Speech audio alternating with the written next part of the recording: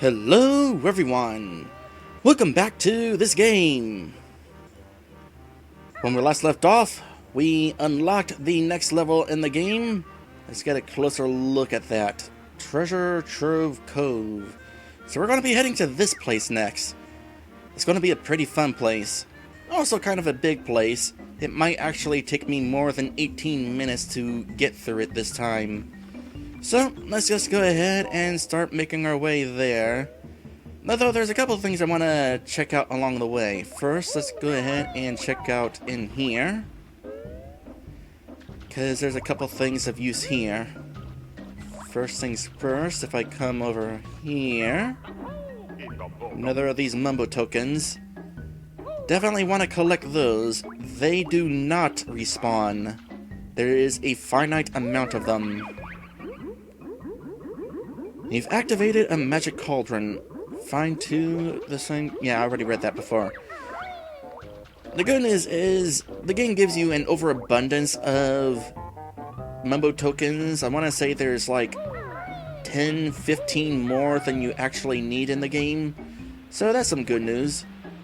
Alright, to the right is the place we need to be going, but gonna kind of hang out down here for a moment to grab a couple more things. Honestly, I could actually probably save this place for later, because we have to kind of come back here later anyway. But I want this stuff now. For example, here's Brentilda again. Ugly Grunty's nickname was Jelly Belly at which school? Your butt will tell you, and you'll know when my boot swings to and fro. By the way, Gruntilda randomly taunts us as we go through her lair, so that is what is up with that. It's kind of fun. I also know that freshly burst boils is her favorite smell. Okay, that one's definitely gross. And the old hag's favorite color is gruesome green. Makes sense. Don't mind the Jelly Belly nickname so much. That is kind of an endearing nickname. So right up here is another jigsaw puzzle for Click Clock Wood. Don't really have a way to actually place pieces on it right now, which is just as well. We don't have anywhere near enough pieces for it. It's actually the last level of the game, so it's kind of interesting that they place the jigsaw for it all the way here near the start.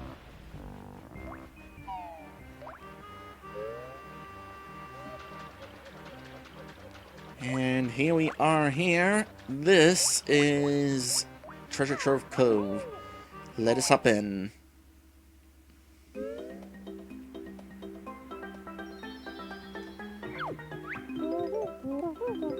Ahoy there! This be Treasure Trove Cove. There be two new moos for ye to find. There's also that thing down there. Wish me luck. Snacker smells tasty dinner. Stay just there. No thanks, I'm just gonna leave now. Bye-bye, Sharky. It's a good thing I knew you were there. As a reminder, I'll be going through this game 100%. Whee, I'm a red feather. Help Kazooie fly when she knows how. Which way do I want to go? Oh, hold on a sec. As I was saying, which way do I want to go? How about we start by going this way, kind of. Are there notes up here? Yeah, notes up here.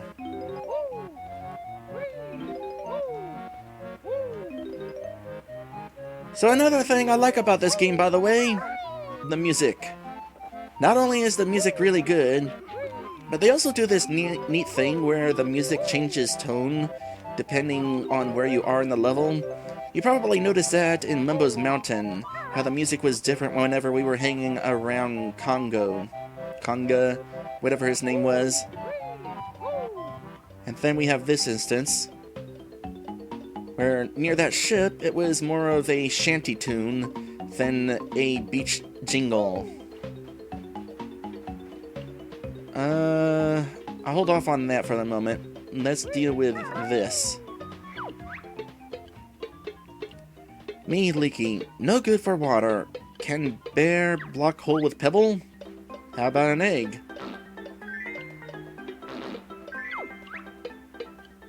Of course there's fart noises attached to it.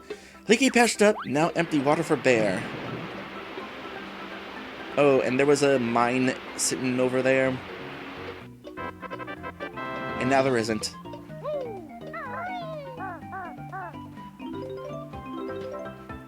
It's a good thing these eggs are good at sealing leaks. It makes me wonder what the yolk is made of.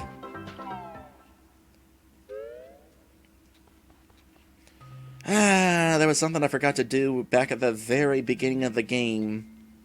I wanted to point something out inside Banjo's house. There was also a one up there. Oh well. That's what I get for not putting in my notes. Hey Furball, you're looking wise. Solve my puzzle and win a prize. Puzzle. I can't imagine what we must do. It obviously involves letters. Maybe they want us to spell something out. But what could they possibly want us to spell out? Oh well, I guess I'll have to take a guess.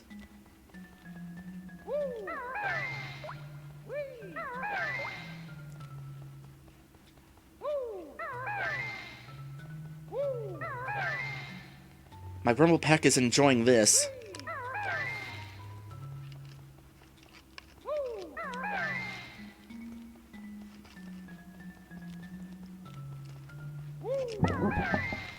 Oops. I was trying to hold my controller up to the mic to hear the rumble, but I kind of bumped the mic. Sorry. What letter did I just put in? A. I'm not entirely sure what happens if we run out of time. I imagine nothing and we'll just have to try again. By the way, in case it's not obvious, you're only able to put in each letter once. At least this time. The gate opens to reveal your prize, but first I'll cut you down to size. Yeah, no. Okay, maybe a little. It is slightly unfair that his hitbox still exists whenever he's turned over. At least damage-wise.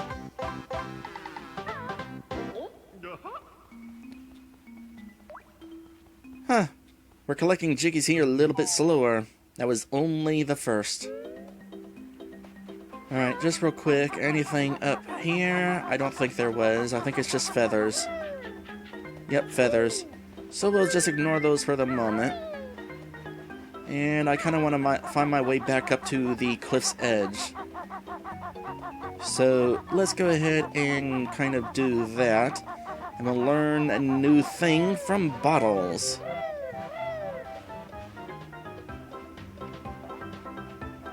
Matty Ratty says that he is kicking those legs around when flipped over.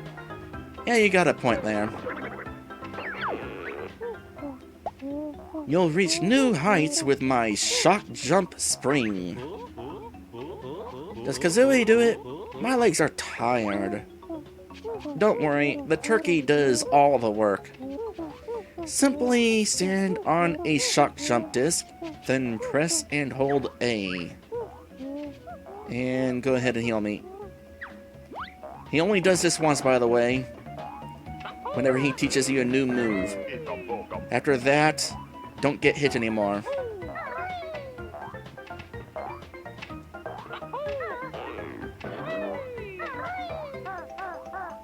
You know, here's a thought. What exactly is Kazooie? Don't answer that. I actually know the answer. And the answer is that Kazooie is some sort of made-up bird called a red-crested breagull. Hence why she goes bree whenever we fly with her. Double jump, that is.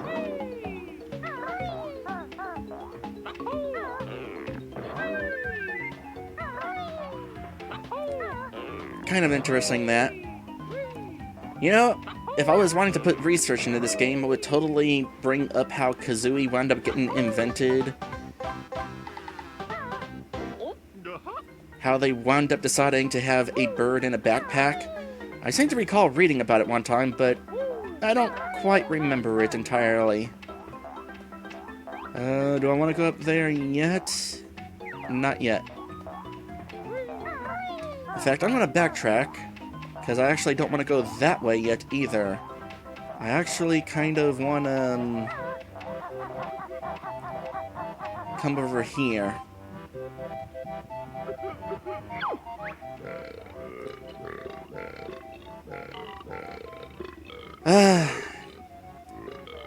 The people who made this game were kind of immature. Anyway, lost my treasure. We'll go find it then, Blubberguts. But I can't swim. Can ye help an old sea hippo? Sure, we'll find it for you. Let's start with the one that'll be right down here. As a reminder, by the way, I'm doing this playthrough because I want to break from heavy research playthroughs like Paper Mario, where it takes hours of planning each stream. Which is why I'm not really going to worry about looking up the history of this game. Ahoy there, I be Blubber's treasure. Honestly, there's no reason to put that much effort into this playthrough. There's no way I'm ever going to compare to the Game Grumps being able to get freaking Grant Kirkhope, the composer of this game, on their Let's Play. Oh, hold on a sec. Crap. Nice snacks for Yum Yum. Yeah, he ate my stuff. That's kind of rude. So this will be a casual playthrough. A 100% casual playthrough. Because I 100% this game every time I play it. But still a pretty casual playthrough.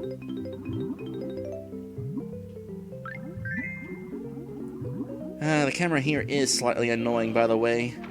Because it's kind of locked in place. Not a big deal, though. Or at least, I'm used to it. Oh, hold on a sec. Before I give you your gold...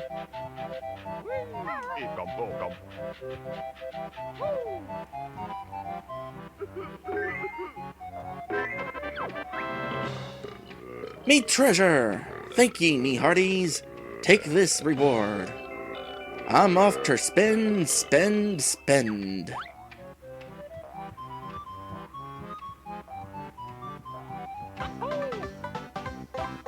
I'm going to assume that the gold bars are worth more than gold jigsaw pieces.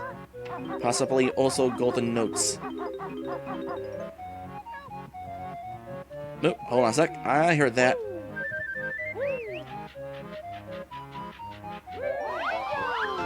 Gotcha.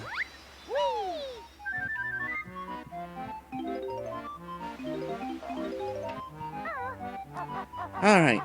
So, somehow there's a molehill up here. Not entirely sure how that works. They are also smart about how you trigger this and know not to knock you off the ledge. This is your big chance, chicken legs. It's time for you to fly. At last. It better be easy, bog eyes. Simple enough even for you, bird brain. Just stand on a flying disc and press A. Here's 25 red feathers to help you into the air. See ya. Energy low. Nice going! You've learned all the Cove's new moves.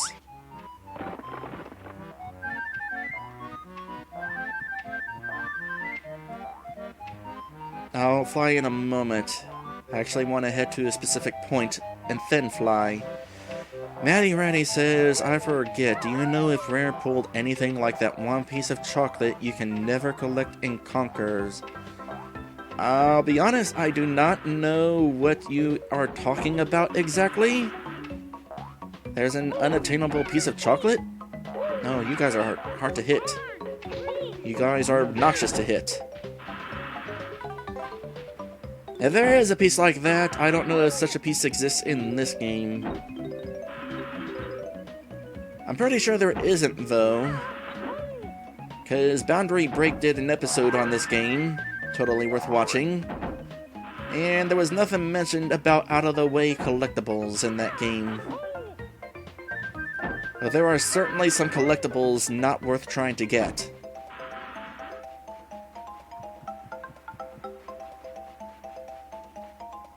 Okay, gonna wind up having more shark business by coming here, possibly. Not within his spawn range yet. Let's go ahead and spawn him anyway. Yippee! Snacker gets dessert too! Implying that you ate me before. Either that or you ate someone else.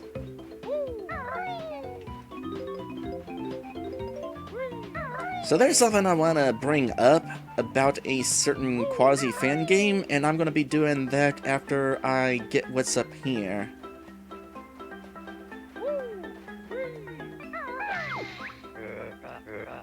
Follow the clues if you're looking for gold. Actually, I think I'll hop on down.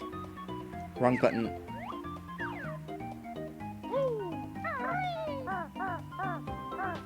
So, cheese and crackers. Just wait there. I like cheese and crackers too. I have those just about every Sunday. It's a weekly tradition. So anyway, fan game. For those of you not aware, I am such a huge fan of Banjo-Kazooie that I wound up creating a game inspired by it on a game creation tool called RPG Maker on the first PlayStation. The game is called Jester's Hunt. And it was kind of an RPG collectathon. No platforming because it was overhead view RPG exploration mechanics. But the game is also kind of average. I could probably do better now, but back in 2003 when I made that game, I was kind of new to the whole game creation thing. Nowadays, I consider myself a bit of an expert.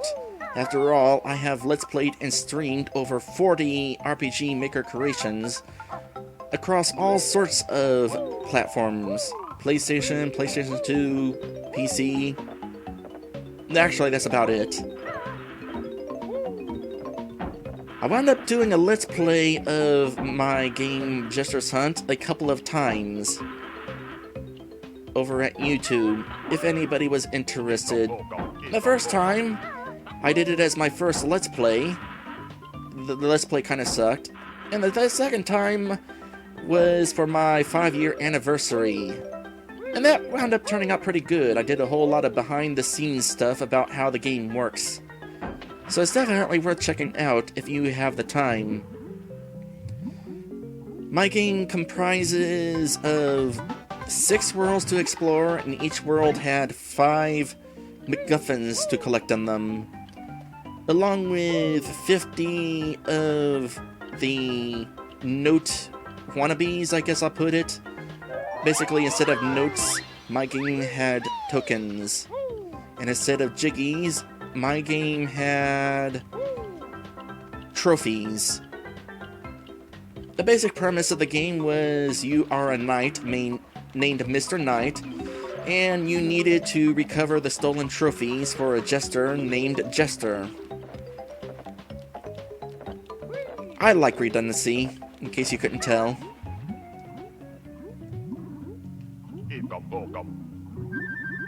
I wouldn't mind remaking that game someday.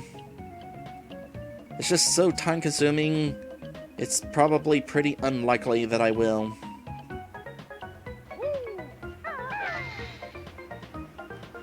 Alright, there's the next one. I could fly to the one after, but There's still stuff to collect along the way. By the way, there's totally a boss down here. Right there to the right of me on that sand. You can't see him because the draw distance sucks, so let's see if we can get him to spawn. There he is! Boy, that was some glaring poppin'. One of the little improvements with the Xbox versions of this game, they improved the draw distance. And I just cut myself on his teeth. So you can see everything from across the level, and you don't have to worry about popping. There's also something I want to get down there, but I'll get it after I'm done up here.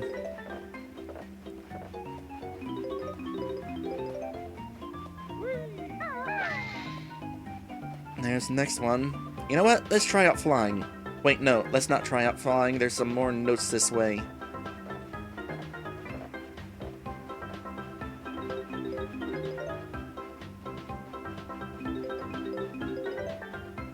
Is that it?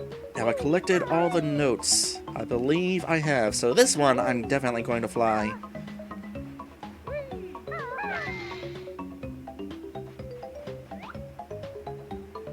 By the way, you've probably noticed that island by now. There's a story behind that, which I will tell in a little bit. To fly higher, you'll need some red feathers. Press A to use one, but remember that Beaky can only carry 50 of them. Not a problem, and I missed.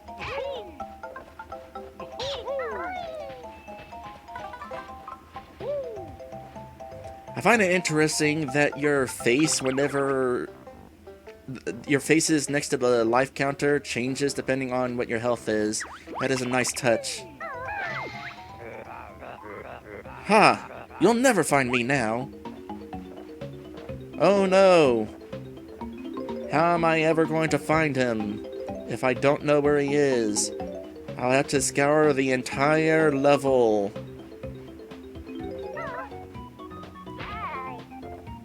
Oops.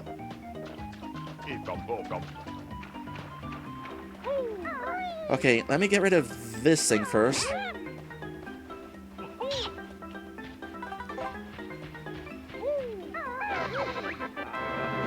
Yikes! Please open me gently. Oh, if by gently you mean like this. Oh, hold on a sec. Let's try it again. How about this? There we go. I kind of feel sorry for that treasure chest. His sole purpose in life was to be bashed so that we could take his stuff.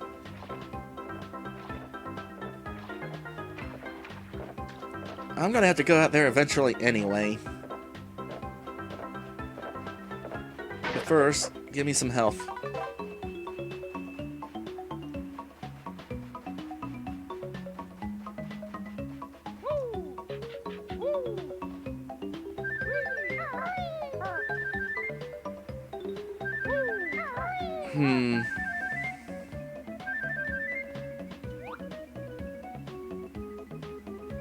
Yeah, I think I need to tell you about this after the episode break. We'll be right back.